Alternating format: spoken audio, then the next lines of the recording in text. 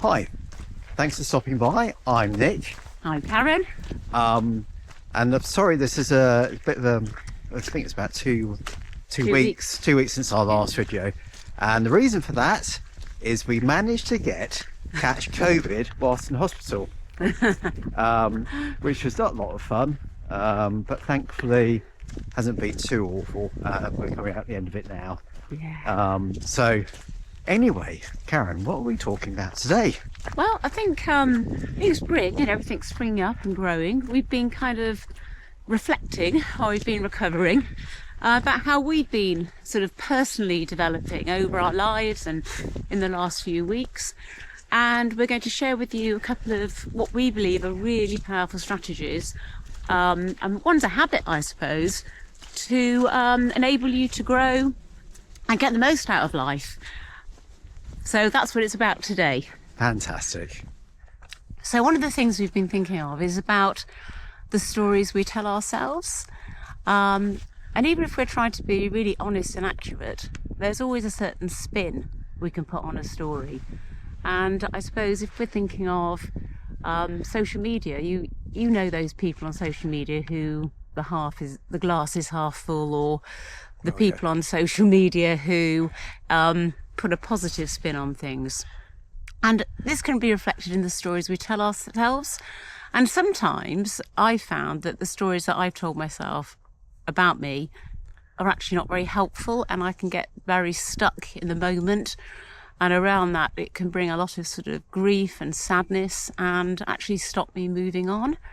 So one of the things we're going to look at today is about the stories we tell ourselves and how really powerful they are, that you can be the victim of your story, or you can look for another perspective on it, look through a different lens. So what can help us have a different perspective on the stories we tell ourselves? And one thing that I know Nick's used for a very long time is gratitude. Do you want to just tell us a bit about? Well, so I think rather than just the word gratitude diary, you've heard us talk about this before, and it's a really good way of simply drawing out of one's life those moments which you actually feel very positive and very grateful for.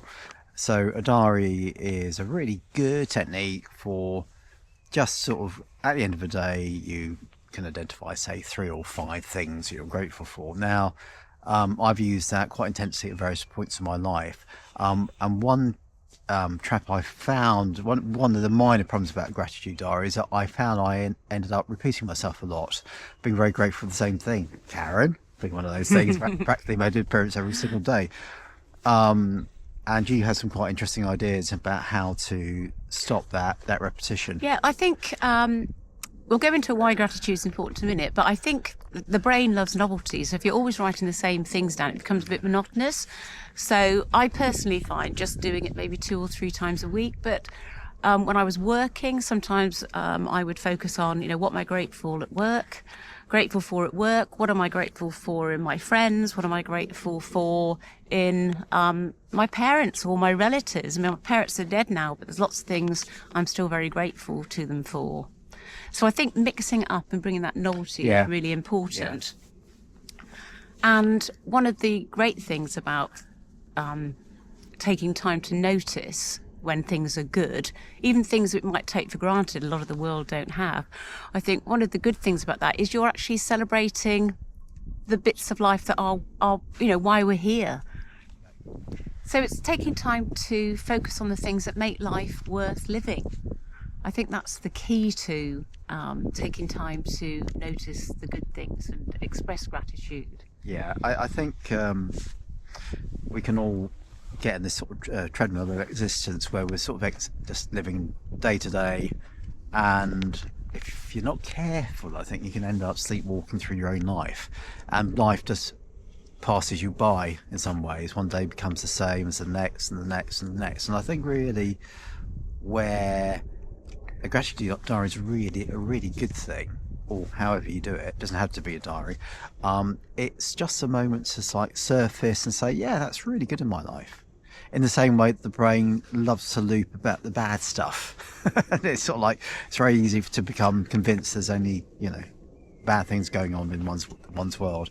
And it's really an opportunity to rebalance against that. Yeah. And I think linked to what you're saying, your brain naturally links as a negative bias.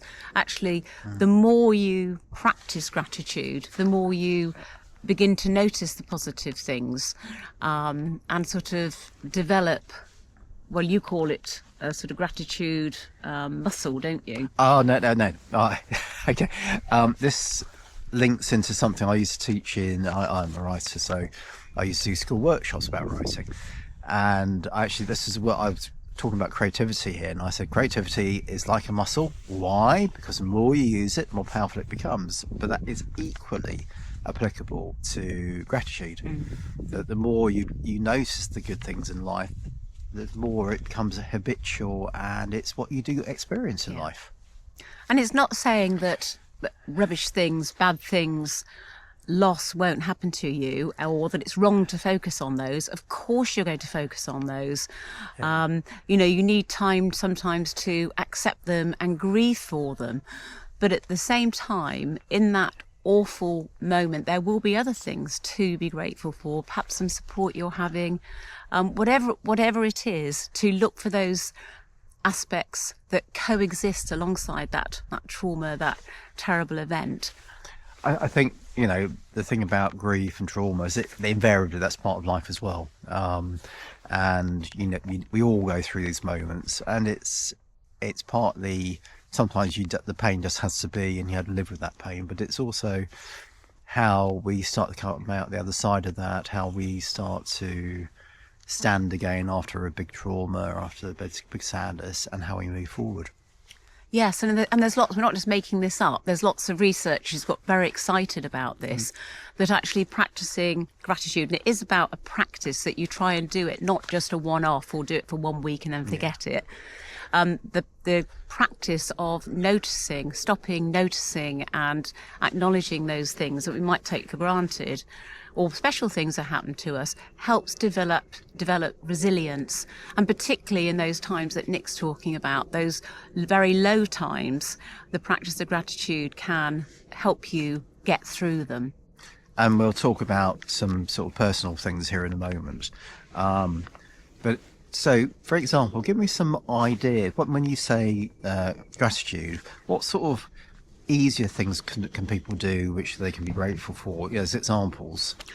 Well, I think, you might think nothing's good happened to you during the day, but perhaps you've looked out the window, you've got the birds on the feeder, perhaps a stranger smiled at you, perhaps you were going to work and the bus arrived on time for once, or perhaps you were able to give up a seat on the bus to somebody and they thanked you.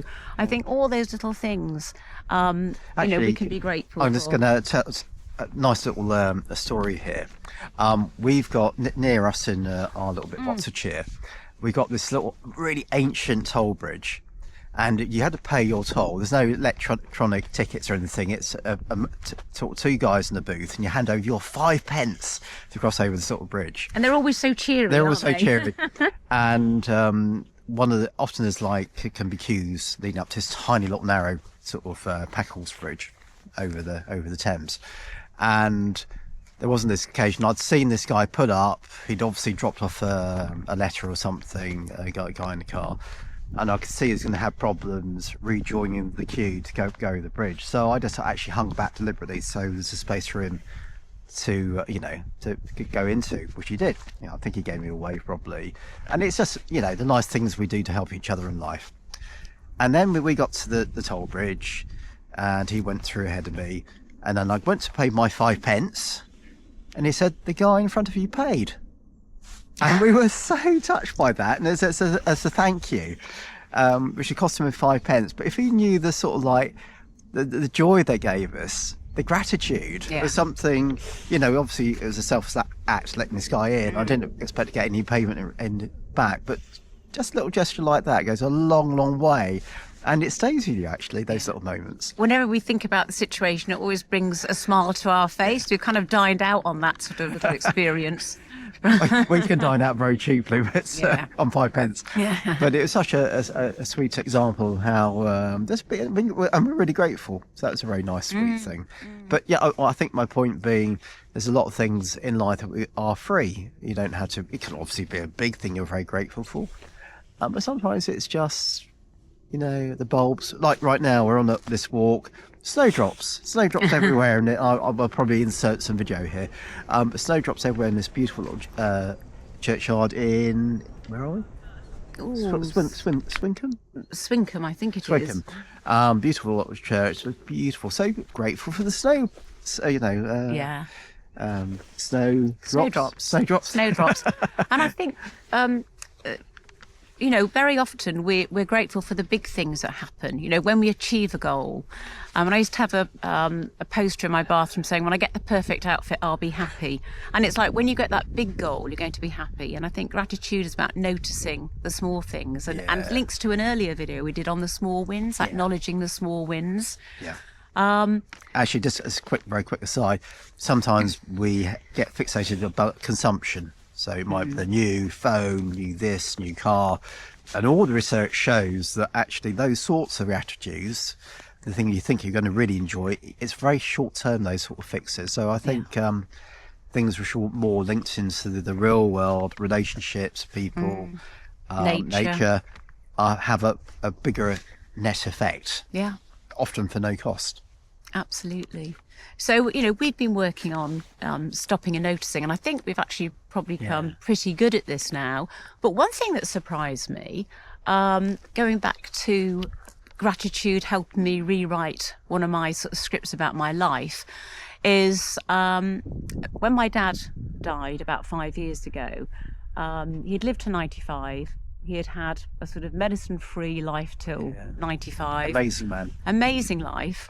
But it was I found it extremely traumatic the last 2 weeks in the hospital, and sitting with him while basically he deteriorated. Although he had been given morphine, he deteriorated. And anyone who sat with someone as they died will know the sort of the physical changes you see in that person. And it has absolutely haunted me. And I've been, reduced to tears, many a time, because I've just felt that the whole, dad dying in hospital, seeing this deterioration of such a great man, who was, would have hated to have died in that way. But while I've been reflecting about, growth and things, I suddenly thought, well, actually, that's the story I'm telling myself. There is another perspective. Yeah. There's another lens on this. That if I look through gratitude, I can, and I have literally written this down, and it's really helped me. When I wrote this new version of events down, I felt a weight lift off my shoulders. So what I've written down is that I'm eternally grateful that my dad lived to 95 and was healthy. I'm very grateful that he went to an NHS hospital where the nursing was fantastic, where he had great doctors. I'm very grateful that he had a painless death. I'm very grateful that I could be there. And I'm just so grateful for all of that. And suddenly, it's not taken away the sadness of his death, but I feel lighter. I feel that this is a story that is true. I'm not making it up. It's just another lens to look at the situation through, that I'm now able to move through and beyond that grief. And I think the interesting thing there is that version of events always existed, but because of the way, particularly grief, the way grief works, you zero in on everything you wish had been slightly different or better, or things had worked out in a different way. And that's the ones we tend to fixate on. And I think that's wonderful what you actually did there, because it's a way of reframing the event and actually focusing on the other aspects of the thing which were all very good. And you can probably tell that Karen was incredibly close to both her parents. And I had the joy of getting to know Harry, Karen's dad, and he's a wonderful human being. And there was so much sort of good in those final days as well. And you read poetry, because we were told that the last sentence to go was hearing, and Nick read these fantastic poems that I know my dad would have loved. A top tip, if you know an author, bring them there with you to those sorts of events, because it's sort of naturally where authors, poets go, you get very reflective, and it's very. I felt very privileged to be part of that moment, and very much part of the family. So that rewriting of my script, literally physically rewriting it, has really helped me. And I would urge you, if you've got some, event, that try and see another perspective on it. What can you be grateful for within that terrible situation? Another time that gratitude really helped me is when I must have been in my 40s, early 40s, and my mum died, I think, when I was 43. I was lucky enough to come across this gratitude technique where you write a letter to both your parents, and even if they're dead, it doesn't matter. You can still write it and express your gratitude. But I did. I took the time. I wrote these letters to both parents and just expressed what I was grateful for. I was very close to my parents. They weren't perfect parents, but I was very close to them, and I put all the things that I was incredibly grateful for in there. Went and read the letters to both of them, and Mum actually ended up carrying that letter in her handbag for the rest of her life. She was so touched by it.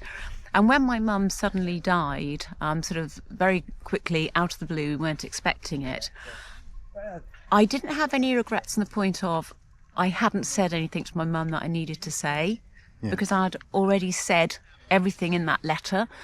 And I was so eternally grateful that I had that opportunity to express how I felt about both parents.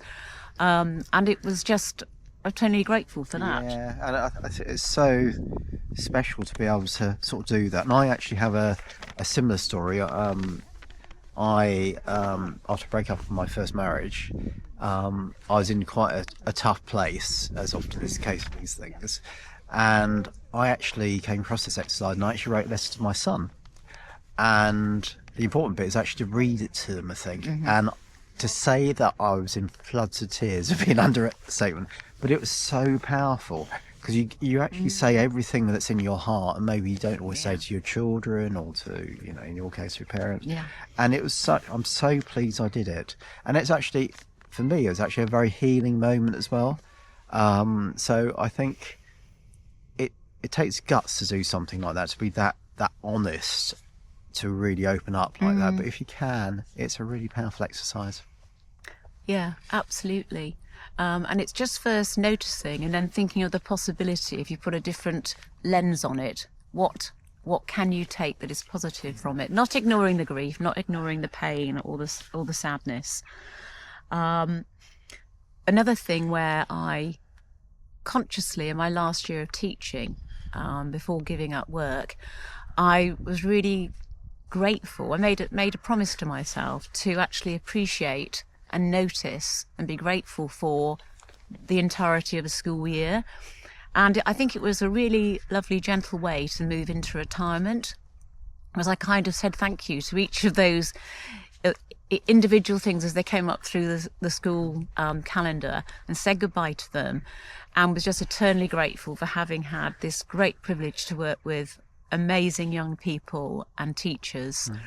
And again, I think that helped me retire, or leave work. We don't like retirement, but leave work onto different things, because I could appreciate each part and be grateful for it, and just leave it as it was, I think. I think if to be able to mark the end of one chapter and the beginning of another in such a positive way is what everyone aspires to do. So, if you are, maybe you're approaching retirement, you're thinking about early retirement, try and think about how you can really sign off in a really positive way with that chapter of your life. And again, a gratitude centered approach, where you're saying, I really love this aspect about my job, my career.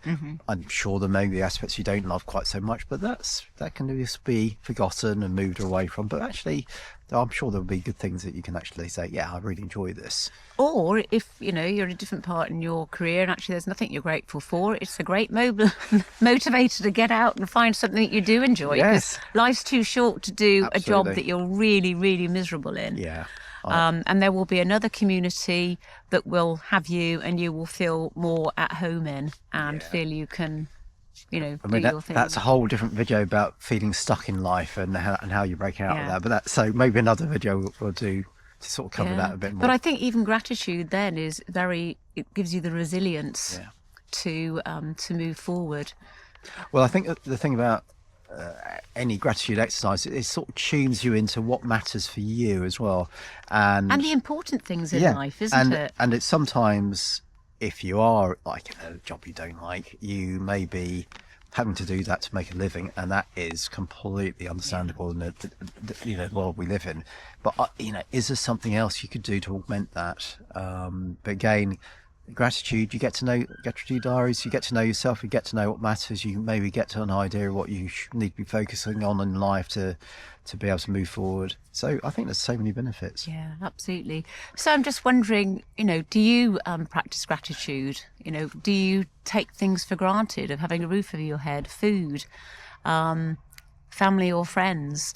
And